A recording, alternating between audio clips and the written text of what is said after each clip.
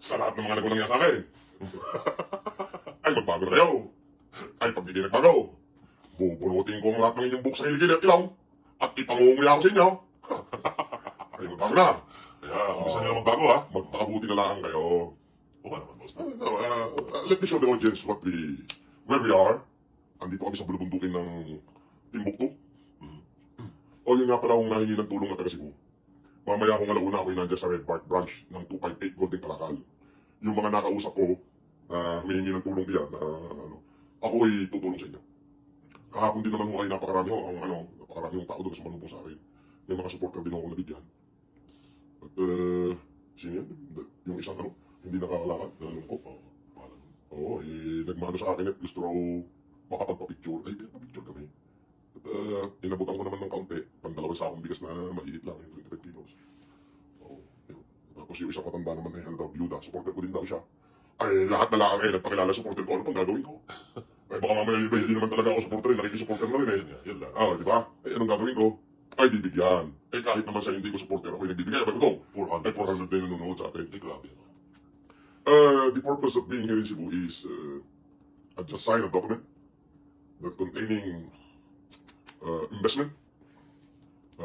I put a hard asset to the estima.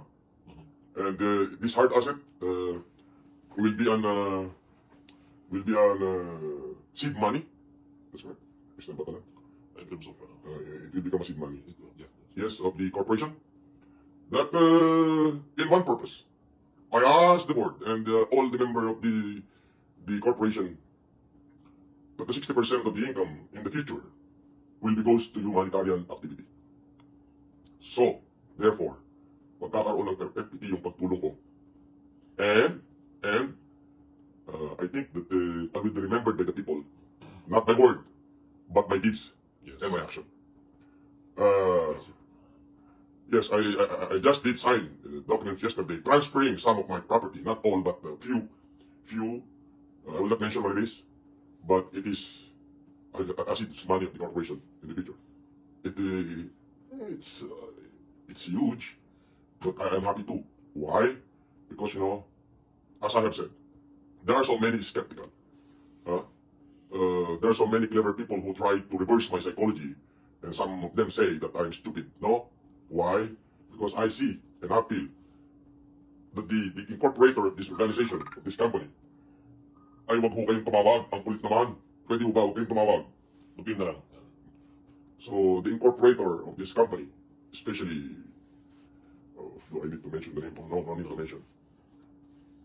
Yung tiwala niya sa akin, yung pagmamahal nila sa akin, yung trust nila sa akin, sa kabila nung ako'y nasa kulungan, sa kabila ng mga batikos na ibinabato sa akin ng lipunan, ay nandun siya, hindi lamang para mahalin ako, hindi lamang para pakainin ako, kundi para ibigay yung buong suporta niya sa akin.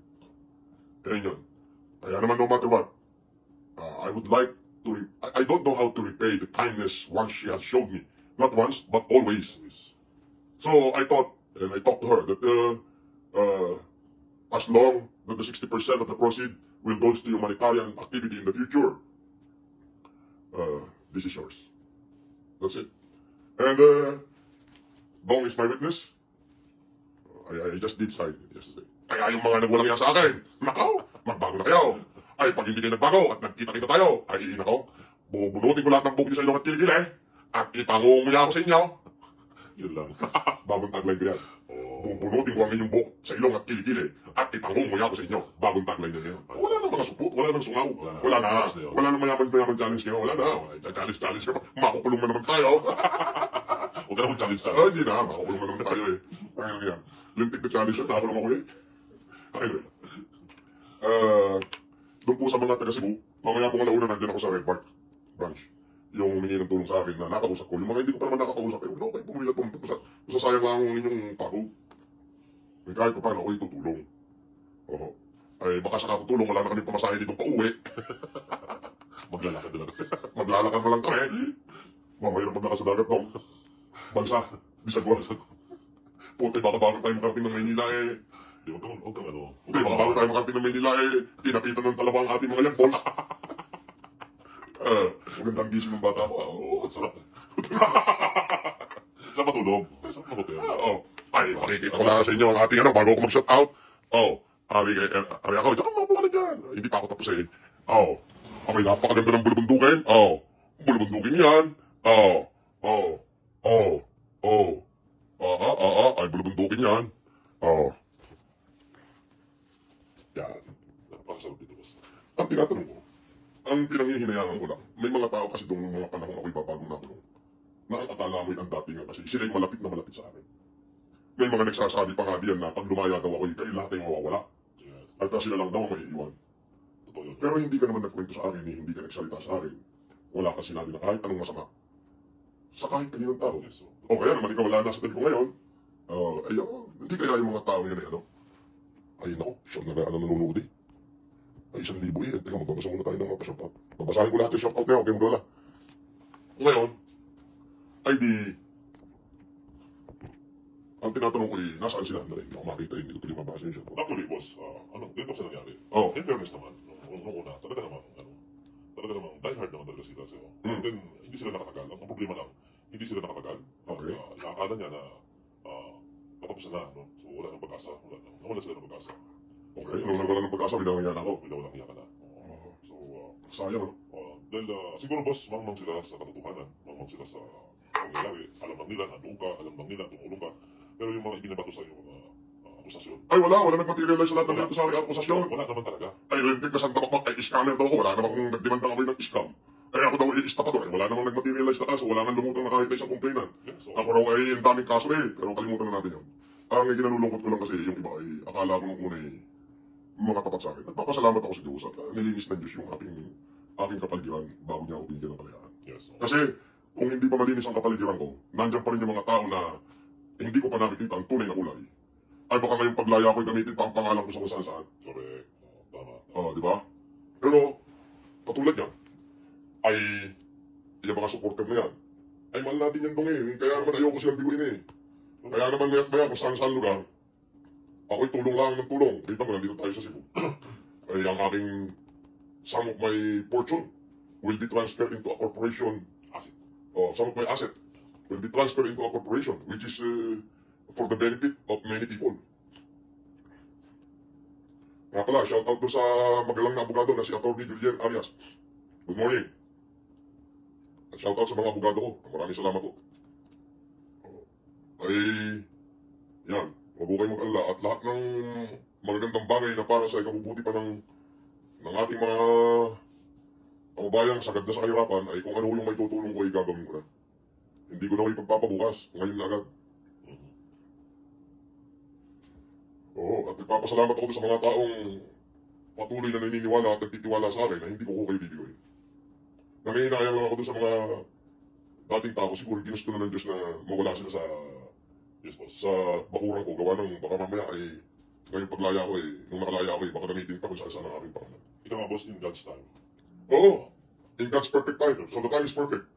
I might lose a few when I am incarcerated, but I gain a lot when God gave me my freedom. Yes. You know, I remember during the whole 3 years inside the prison, when I lay down myself on my cell in the darker room, not knowing if I could be free tomorrow. For those things I've done, for the Mayaman Challenge I have done that been, I could not explain. Not a challenge, but degrading to someone else. Especially those in the higher echelon. Wala akong pinagsisihan sa pagtulong ko. Na wala man yung kayamanan mo. I don't regret helping my countrymen. And I never regret that. I'm not thinking only to my fellow Ilocanos, but of course, the whole nation, who suffer from economic distress, both by the constant distress of the COVID-19, or so-called world pandemic. Then I ask God, if my freedom is in the hands of justice, then I can do nothing but to lay down all hopes and dreams, all love and life. Then if I'm going to lose everything to help my fellow men who suffer from severe destitution and economic deprivation, and then I'm gonna let all my earthly possession burn in sacrifice. just to help them for a little while. Now, I thank God, I thank my lawyers, I thank those people who loves me and support me through the years, especially those people who support me last previous election. Yes. As I have said, I don't want to be a politician. And I will not be. And I don't want to. All I have to do, I'm going to spend this freedom to help my fellow men. That's it. Kaya lang, sabi ko nga, yung mga ano natin, sinasabi nila kasi na matitibay sila, malapit daw sila sa akin, no? Mga kababayan, hindi po totoo yun. Kung sino lang po yung nakikita nyo sa paligid ko, siya lang po ang malapit sa akin. At, nga po pala, ay gusto ko na lang din magbigay ng babala. Doon sa mga gumagamit ng pangalan ko at gumagawa ng mga organisasyon at ng kung ano-anong account at nanghihingi ng kung ano-ano man, ay hindi ho ako yun. Ang gawin nyo ay pumunta kayo ng police station at isumbong nyo. Oo. Meron ho yung mga gumagamit ng pangalan ko, nagsusulisit daw kuno para sa isang organisasyon. Hindi ho totoo yan. Hindi ho ako naging kabahagi ng tinatawag na lintik na Francis Leo Marcos Family Club. Hindi ho totoo yan. Wala akong ganyan ako itinayo. Oo. Ay ginagamit pa. At ito namang mga taga-Security and Exchange Commission, ayusin nyo naman yung mga trabaho nyo. Hindi yung porkit may nag-complain sa inyo, ay ibabato nyo sa akin. Tapos hindi nyo naman iniimbestigahan, inuupuan nyo lang. Inuupuan nyo? Oo. 3 years? Maghintay kayo mga taga-Sec, ididimanda ko kayo talaga, maniwala kayo sa akin. Huwag na lang ilan nyo ang buhay ko eh. Bakit hindi kayo mag-imbestiga? Hindi nyo ilabas yung inyong investigasyon. Diba? Yung taga-Security and Exchange Commission na yan, naglabas kayo ng advisory na may ako ang nag-founder ng Francis Leo Marcos Family Club. Ay lintik na, nakakulong ako, paano ko itatayo yan? Nakakulong ako sa kasalanan hindi ko ginawa, tapos sasabihin nyo yung ganyan. Maghintay kayo. Dapat, i-resolve nyo yan. Hindi yung nakahang lang dyan sa inyo. Ilabas nyo yung mga complainants ko, no? Ang hirap sa inyo, ayaw nyo ilabas, ayaw nyo makipag-dialogue eh. Diba? Tutulog-tulugan nyo lang. Diba? Ano silbing naging sangay kayo ng gobyerno kung ganyan kayo kung walang ya? Diba? Walang ya kayo eh. Yung taga-Security and Exchange Commission, walang ya kayo lahat. Totoo yan. Diba? Winalang ya nyo ako eh. May nag-complain sa inyo na may tinayo daw puno ako na isang pilit Francis Leo Marcos Family Club na nagsusulisit. Paano kung gagawin na nakakulong ako? Diba? Di walang iya kayo. Ayusin nyo yan. Binibigyan ko kayo ng pagkakataon na ayusin niya. Kung hindi, maghaharap talaga tayo sa korte. Kayong lahat ng mga nakaupo dyan sa SEC, ididimanda ko kayo.